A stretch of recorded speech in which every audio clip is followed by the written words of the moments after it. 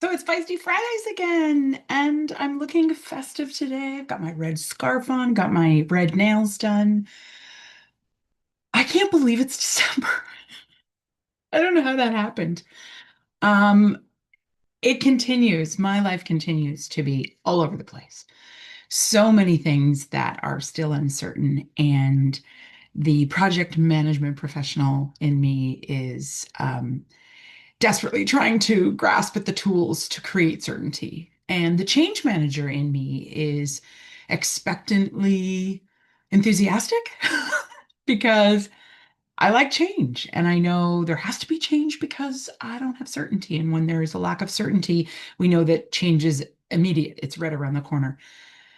What I do know and what I have committed to do is to do this 10-week Feisty Manifesto and to put that out into the world and to do this consciously as I think thoughtfully through each of these 10 things that are quickly becoming how I define myself as feisty.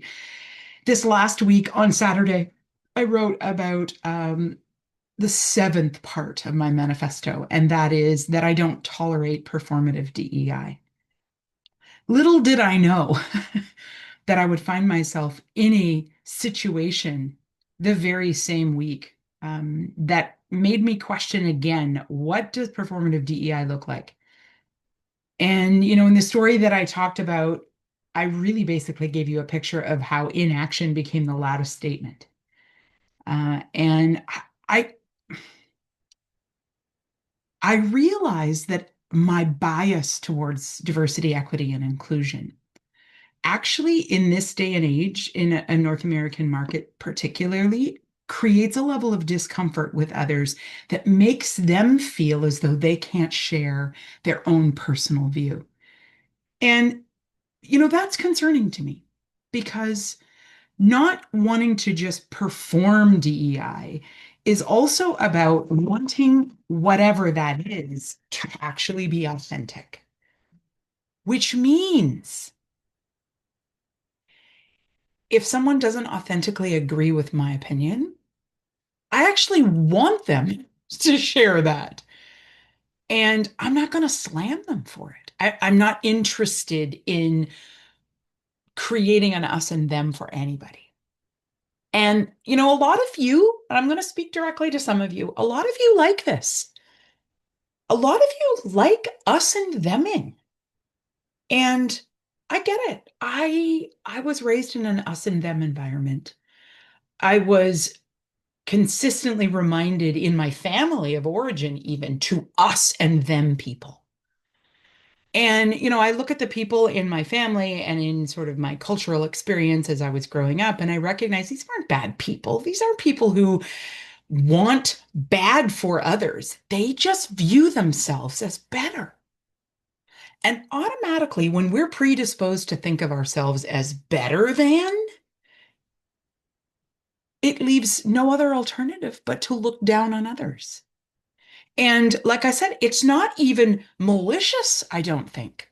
It's just when you are consistently thinking about how much better you are, or how good you are, or how right you are, you alienate yourself from connection from those who don't agree with you. So,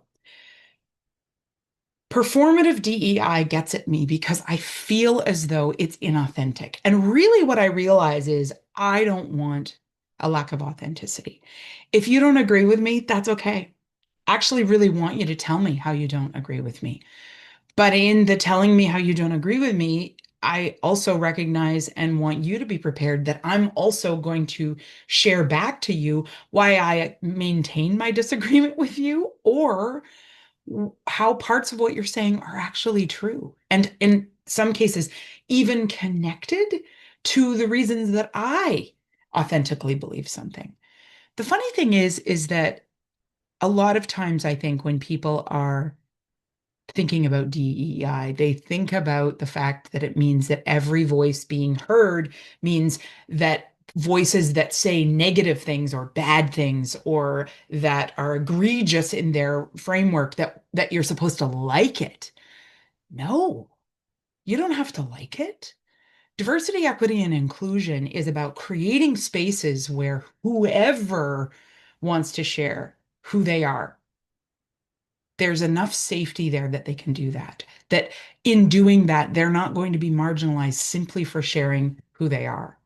This is why performative DEI really irks me because it's authenticity that I like. And for that matter, full disclosure, I'm okay with the tension.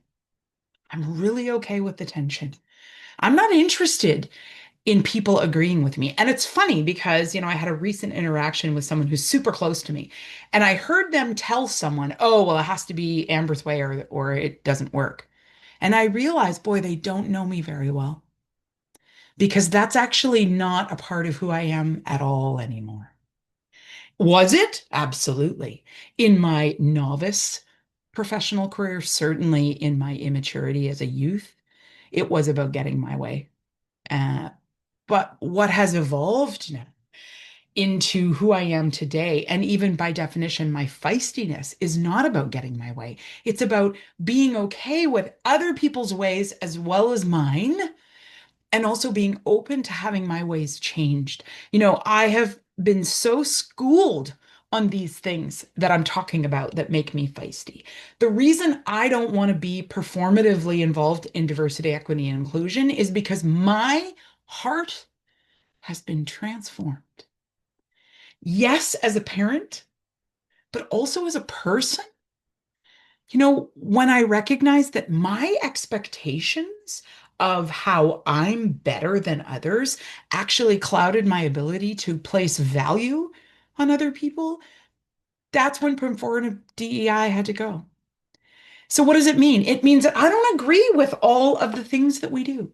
I don't agree with all of the political frameworks that governments are working on to force people to have beliefs. You can't force anyone to believe anything unless you're in a cult. And if that's what you're trying to cultivate, no pun intended, that's different. I don't want to be there anymore. I was there. I've been there. I've done that. I'm not trying to recreate that. What I really want to do is be in rooms littered with people who have diverse backgrounds, who have diverse ways of viewing the world, of thinking, of believing. And I want us to be able to share that diversity. I want us to be able to share authentically that diversity. And I want all of us in the room to not tell people they're wrong just because they're different. Because you know what? I used to do that. And you know what I can tell you? I was wrong to decide that other people were wrong. I have learned so much from listening more and deciding less. My mother used to say, she probably would still say today, the older I get, the less I know. And it's true. Youth presents such opportunity to lay hold of things firmly and say, I know, I am right. And boy, as the years go on, as the experiences go, as we expand our expert judgment, what we can begin to grasp at is that, hey, the stuff we thought we knew, it may not be exactly how we thought. And if we used and them'd back there, we hurt people.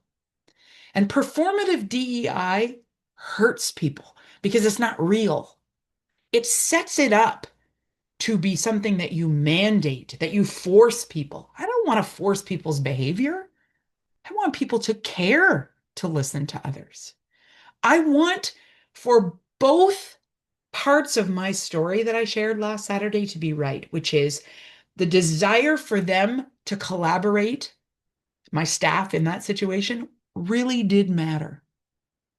The desire for them to want to do the right thing was wonderful. But also, my decision as their boss at the time to just act was also right. How can two rights be right? Because it isn't actually about right and wrong or black and white. It's about subjectivity. And in that situation, both things were true. Sometimes we just need to push out of our comfort zone and say or do things and be prepared to take what comes with it. And I'm not a political person. In fact, I work really hard to be non-political, which I know pisses a lot of people off in my life. But partly why I do that is because what I recognize about politics is trying to lay hold of certainty. Politics is about creating us and them. Politics is about saying absolutely heinous things about other people just so that you can win. I'm not interested in that. I'm interested in authentically showing up and being in those rooms littered with people who don't look like me, who don't talk like me, who don't act like me, who don't think like me, and listening to them in spite of the fact that they may make me uncomfortable. Those moments, that's where I have learned the most. So why is the Feisty PM not tolerant of performative DEI? Because that opportunity to be authentically in those diverse moments has changed me. It's changed me already. It's going to continue to change me. And I want to be changed because leadership is not about a destination. It's about a journey.